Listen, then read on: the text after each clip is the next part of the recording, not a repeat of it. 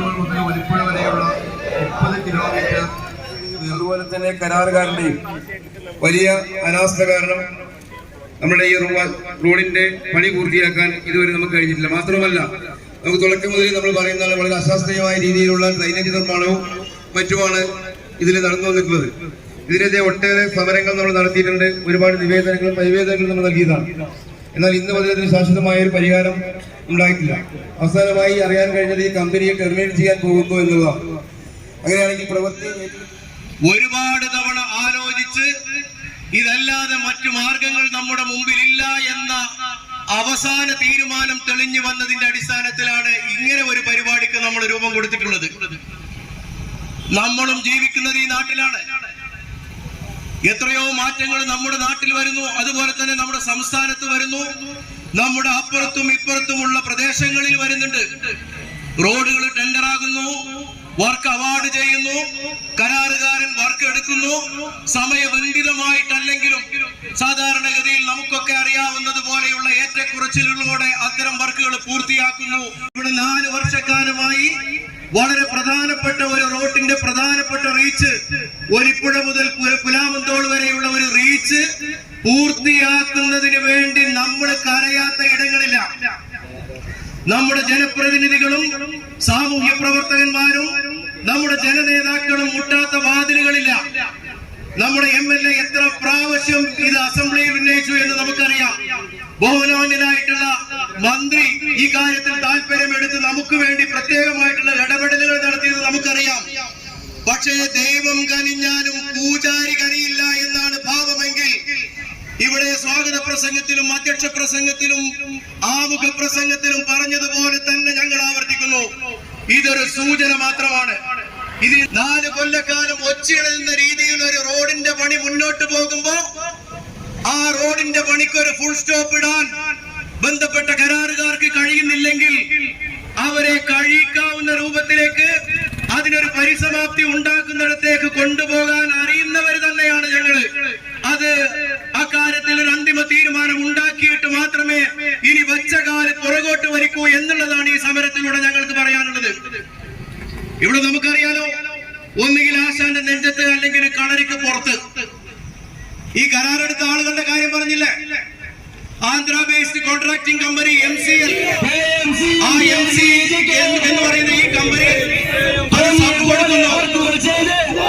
ഒരു KGSCO എന്തോ പറയുന്ന ഒരു കമ്പനിക്ക്, തമിഴ്നാട് ബേസ്ഡ് ആയിട്ടുള്ള ഒരു കമ്പനിക്ക് ഉപകരാർ കൊടുക്കുന്നു. പിന്നെ നമ്മൾ കാണുന്നത് ഇവര് തമ്മിലുള്ള ഒരു സ്റ്റാലിൻ കഴിയില്ല എന്ന രൂപത്തിൽ അവസാനം നമ്മുടെ താലൂക്ക് ഡെവലപ്മെന്റ് കമ്മിറ്റിയിൽ ഞാൻ ചെയർമാനായി 3 മീറ്റിംഗുകളിലേക്ക് ഇവരെ നമ്മൾ വിളിച്ചു. ഞാൻ എന്റെ സ്വന്തം ഉത്തരവാദിത്തപ്പെട്ട ആളുകളെ താലൂക്ക് വികസന സമിതിയിൽ ഞാൻ അധ്യക്ഷനായി നടന്ന 3 യോഗങ്ങളിലേക്ക് വിളിച്ചു. അന്ന് അവർ പറഞ്ഞത് ഗവൺമെന്റ് പൈസ തരുന്നില്ല എന്നുള്ളതാണ്.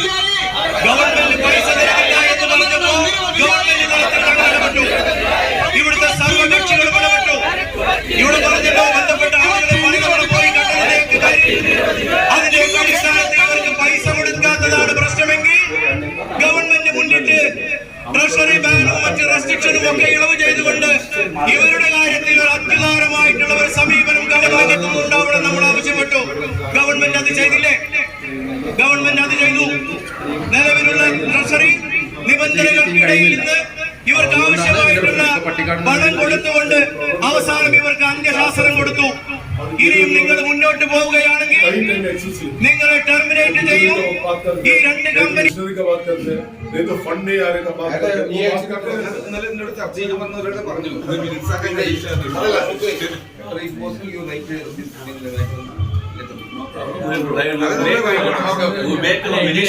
അല്ലല്ല, അത് ഒരു സംശയം എന്താ വെച്ചാൽ, നമ്മളെ കരാറ് പ്രകാരമുള്ള പ്രവൃത്തി ഈ ഒരു മാസത്തിനുള്ളിൽ പൂർത്തിയാക്കുന്നതാണോ അയാൾ പറയുന്നത്, അതോ ഭാഗികമായിട്ടാണ്? ഭാഗികമായി റെയിൽവേയുടെ ഭാഗം പൂർത്തിയാക്കില്ല. അത് റെയിൽവേയുടെ പ്രശ്നങ്ങളുണ്ട്, പ്രോസസ്സുണ്ട്. അവിടെ യാത്രായോഗ്യമാക്കും, പക്ഷെ ഫിനിഷിംഗ് ആക്കില്ല. ഫിനിഷിംഗ് എന്ന് പറയുന്നത് ബാക്കി സ്ഥലങ്ങളിലാണ്. ഇത് ഞാൻ പറയാം. ഞാൻ ചോദിച്ചിട്ടുള്ള കാര്യം, പുലാമന്തോൾ മുതൽ ഇതുവരെയാണ് ഈ റോഡിന്റെ പണി 140 കോടി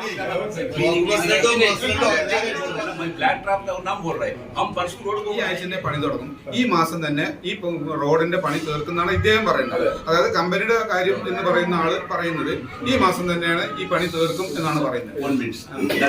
Railway portion is the problem with this, but only will do that 450 meters. Project manager നമ്മളോട് ചർച്ച നടത്തുകയും ഈ ആഴ്ച തന്നെ ഇതുമായിട്ട് ബന്ധപ്പെട്ട വർക്ക് തുടങ്ങുകയും അടുത്ത തിങ്കളാഴ്ചയോടുകൂടി നമ്മുടെ